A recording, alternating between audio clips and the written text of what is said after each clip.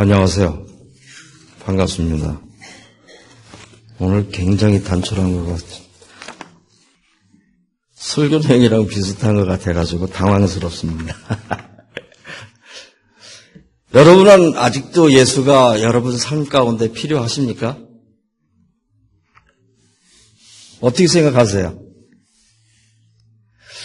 굳이 예수 안 믿어도 내가 삶을 살아가는데 별 지장이 없다고 생각하시는지, 아니면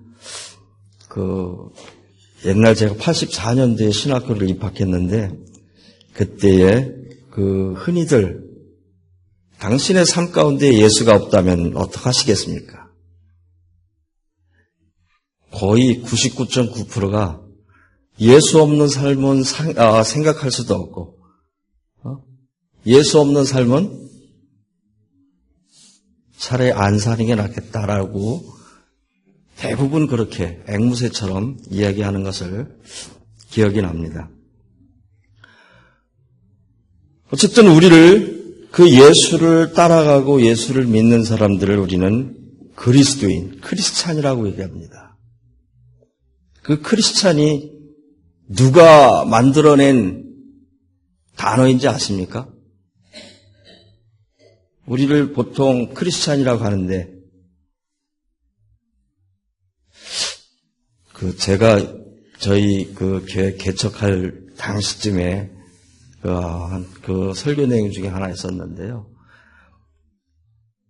크리스찬은 우리가 붙인 이름이 아니에요. 그죠? 넘들이 안디옥 지역에 있는 사람들이 예수 믿는, 예수를 추종하는 사람들을 보고, 저 사람들은 우리랑 뭔가 다르구나.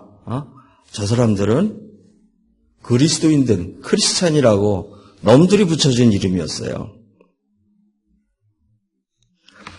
근데 현실은 어떻습니까? 2015년도를 우리가 지금 지나가고 있는데, 이 많은 세월이 지난 다음 지금은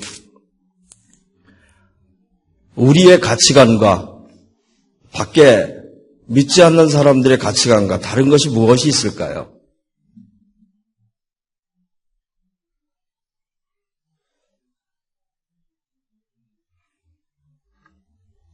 인생관과 가치관이 별반 다르지 않은 그러한 모습을 우리는 볼 수가 있습니다.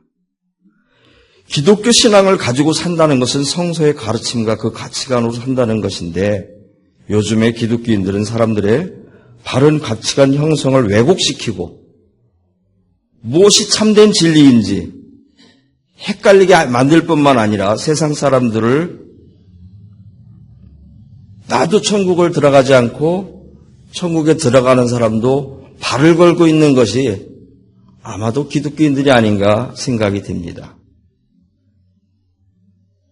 그래서 우리 주변에 많은 종교가 있지만은 앞에 개자를 붙이고 있는 종교는 우리 기독교밖에 없는 것 같아요. 기독교를 개독교라고 얘기하고, 목사를 먹사라고 얘기하고. 저 요즘 처음 들었는데, 성도는 혹시 뭐라고 그러신지 아십니까?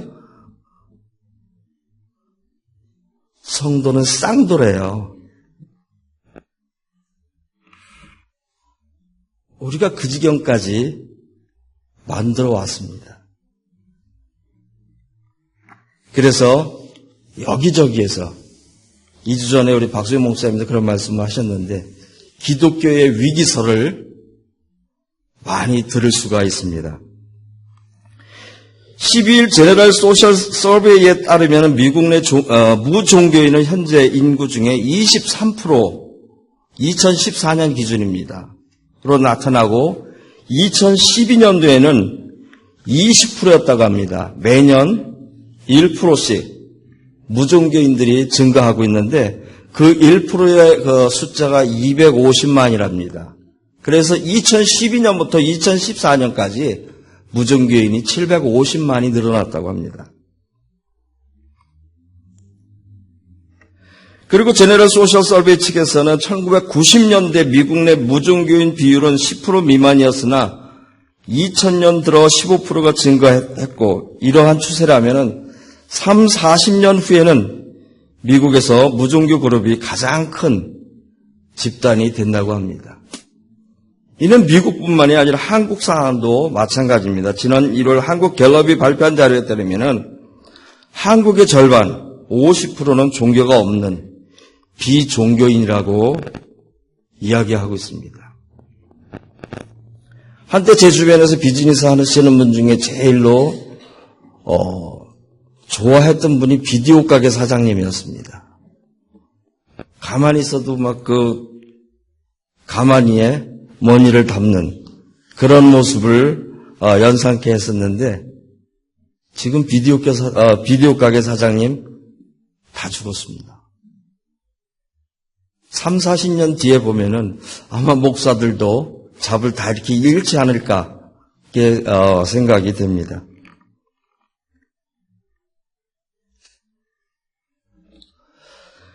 이렇게 우리 주변에 보면은 기독교뿐만 아니라 모든 종교인들이 탈종교화되어 있는 그러한 상황 속에 있습니다. 얼마 전에 천주교, 불교, 기독교 이 3대 종교의 사람들이 와서 나누는 이야기를 듣다 보니까는 각자 자기 종교를 비판하라고 하니까 그 스님이 그 말씀을 하시더라고요. 불교는 평생 동안 혼자 골방에 들어가서 도만 닦다가 죽는데요. 그러니까 어떤 여자 목사님이 말씀하시길 웃으면서 기독교는 말만 하다가 죽는데요.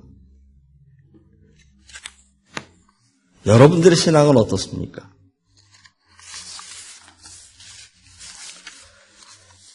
지난 8월에 저는 너에게 나는 누구인가라는 제목으로 예수가 베드로에게 물어봤던 그 질문을 여러분들에게 던졌던 기억이 납니다.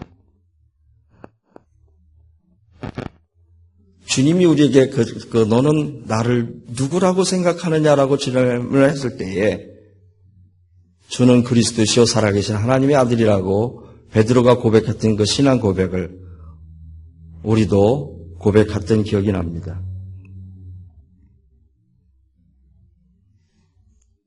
그건 주님의 생각이고 여러분들은 그 주님을 거꾸로 어떻게 생각하고 있는지 다시 한번 생각해 보자 이겁니다. 그 주님이, 그 베드로가 고백했던 그 주님이 아직도 내게 필요한 그러한 존재인가? 요즘 우리는 여러 종교를 접하고 있습니다. 불교, 천주교, 원불교 여러 종교를 접하면서 많은 사람들이 이구동성으로 말씀하시는 것이 내가 다음 세상에 다음에 종교를 택할 기회가 있다면은 원불교를 택해야 되겠다고 하는 분들이 가장 많이 볼 수가 있습니다.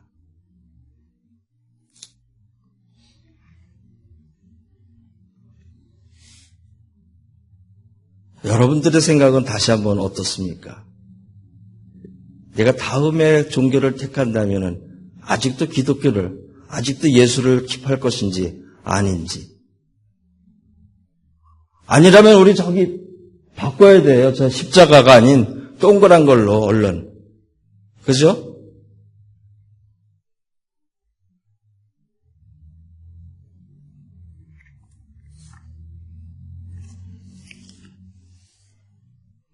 근데 한편으로는 그런 생각을 해봤습니다.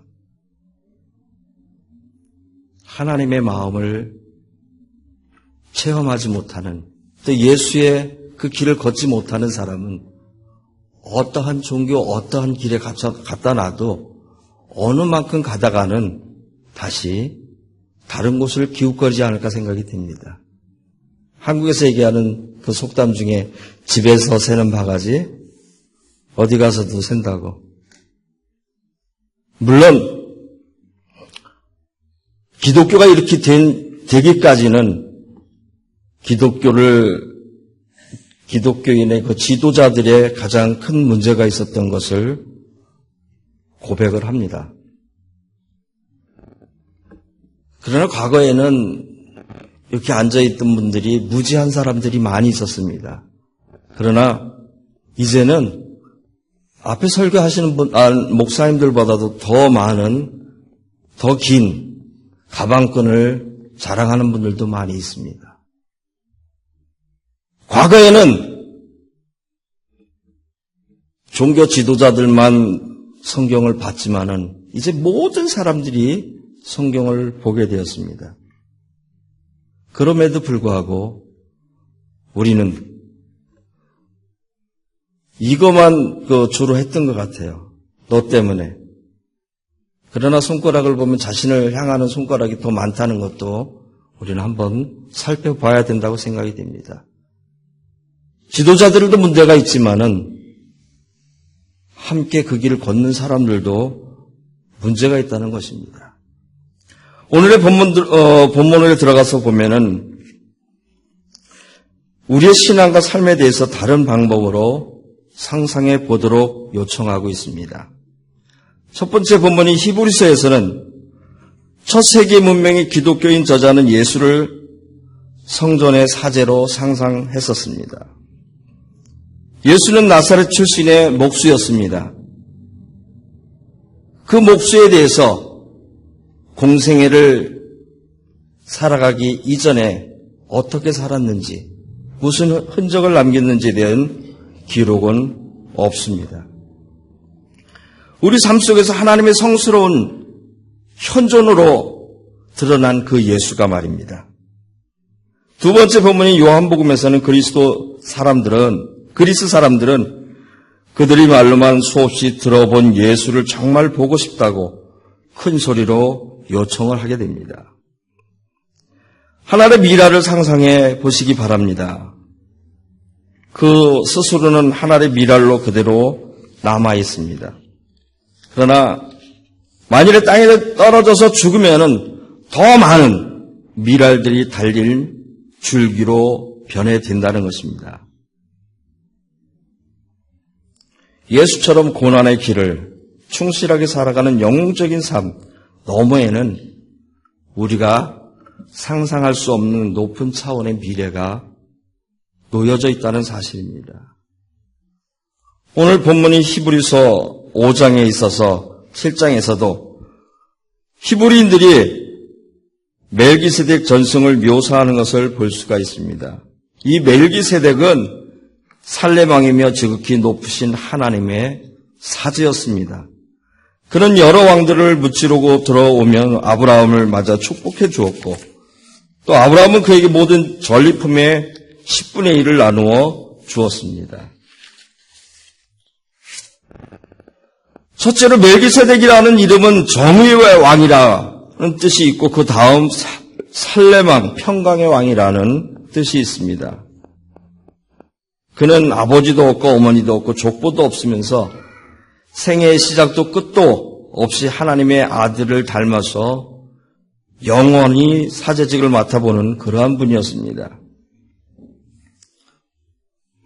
이러한 모든 이야기들은 우리가 예수에 대해서 일반적으로 어떻게 상상하고 있는가에 대해서 말해주고 있는 것입니다. 또한 성서 저자들이 예수의 하나님에 대해서 이렇게 상상하고 또 그들의 체험을 기록했는지 생각해 보자는 것입니다. 역사적으로 보더라도 예수는 사제가 아니었습니다. 예수는 분명히 성전에서 일하는 사제가 아니라 희생물을 바칠 만큼 여유도 없고 또 따라서 사제 없이 하나님의 현존을 찬양하는 사람들을 격려하기 위해서 자신의 생애를 바친 사람일 뿐이었습니다. 아마도 예수는 성전이 허물어질 것이고 또 이 성전에 대체할 것에 대해서 예고하는 위험한 발언을 했기 때문에 체포되어서 처형을 당했다고 생각이 됩니다. 시몬한 멜기세덱 전승은 히브리서의 무명 저자가 예수에 대해서 문자적으로 실제적이라는 한계성에서 탈피하도록 도왔다는 것입니다. 그래서 예수를 사제라고 상상할 수 있었던 것입니다. 뿐만 아니라 연로한 사제일 뿐만 아니라 멜기세덱의 그 사제 직분을 이어받은 영원한 사제였다는 것입니다. 사제일 뿐만 아니라 하나님의 지혜를 구체화하신 하나님의 사제이면서 빛의 자녀들을 암흑과 멸망의 세상으로 구원해주는 오랫동안 기다렸던 그 희망을 가진 분이었다는 것입니다.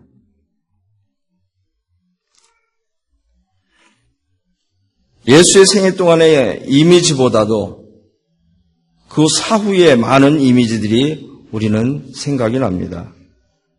또 수많은 예수 전승들이 도처에서 새롭게 일어나고 있는데 예수가 돌아가신 후 몇 년이 지난 다음에 예수의 추종자들은 신앙에 충만해서 자신들의 상상 속에서 예수를 하나님의 아들, 하나님의 어린 양, 지혜의 여신, 소피아의 자녀, 살아있는 반석, 생명을 주시는 성령, 두 번째 아담, 메시아, 말씀, 구세주로 표현하고 있는 것을 볼 수가 있습니다. 당시 상상할 수 없을 정도로 포악한 정치적으로 또 경제적으로 종교적 탄압 속에서 겨우 생존에 가던 그들에게 예수에 대한 이러한 이미지들이 자신들에게 산체험이 되었고 또 놀라운 힘과 용기와 희망이 되었다는 것입니다. 우리는 2015년 사순절에 오늘 이 세상에서 가장 살기 좋은 나라 미국에서 살고 있습니다. 이 풍요로운 삶 가운데 과거의 그 탄압과 고통 가운데 있지 않는 우리 삶 속에 아직도 그 예수가 필요하냐는 것입니다.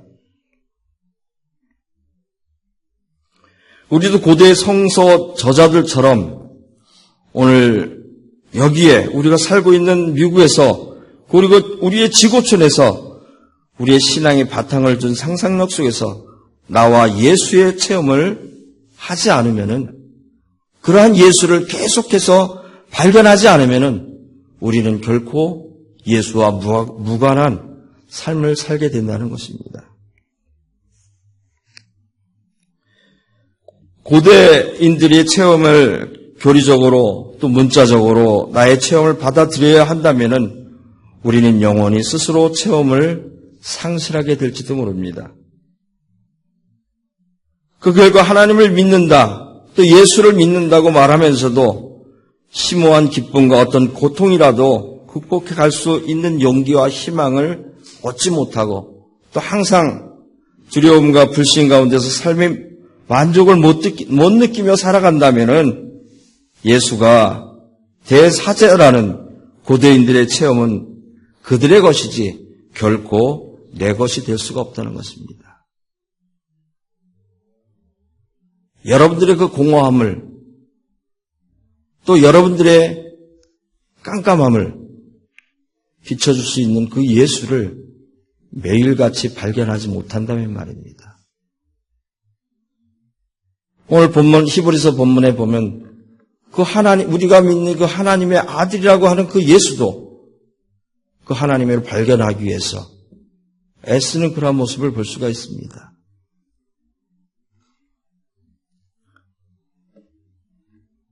얼마나 예수를 체험하고 있습니까? 그 체험이 없다면 결코 하나님의 모습을 상상을 하지 못할 것입니다. 그 예수의 체험이 없는 삶은 어떠한 종교를 만나도 참나, 참 자아를 발견하지 못할 것입니다.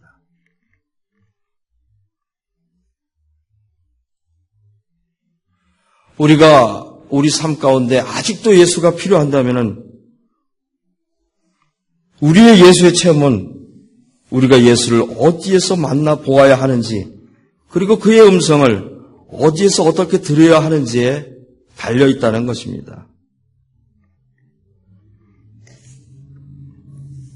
우리가 그 예수 체험은 교회가 오랜 세월 동안 우리를 세뇌시킨 교리들에 달려있지가 않습니다.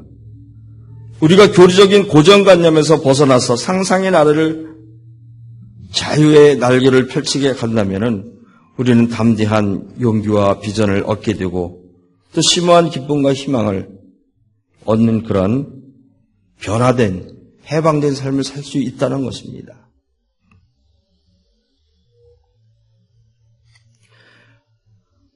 성경에 나오는 우리 믿음의 선배들이 체험한 그 붕어빵 만드는 식으로 문자적으로 흉내를 내지 않고 끊임없이 우리가 주님을 생활하고 생활 가운데서 주님을 발견하고 또 그분을 체험하는 그러한 삶이 된다면 그 예수는 여전히 우리에게 있어야 되고 또 늘 우리와 함께하는 존재라는 것입니다. 결론적으로 다시 한번 여러분들에게 묻습니다. 예수가 아직도 여러분들 삶 가운데 필요하십니까? 막연히 일요일날 어디 놀러 갈 데 없어가지고 교회 오십니까? 그 예수를 발견하는 저와 여러분들이 되시길 바랍니다. 발견할 뿐만 아니라 매일같이 체험해 갈 때는 주님이 주시는 그 평강과 기쁨이 우리 삶 가운데 늘 울려 퍼지게 된다는 것입니다. 주님은 말씀하십니다. 여러분 속에 존재하는 그 하나님을 발견하고 매일같이 체험하며 살아가고 그래서 그 손을 통해서 그분이 말씀하시는 그 평강과 기쁨이 넘쳐나는 삶을 사시라고 말입니다.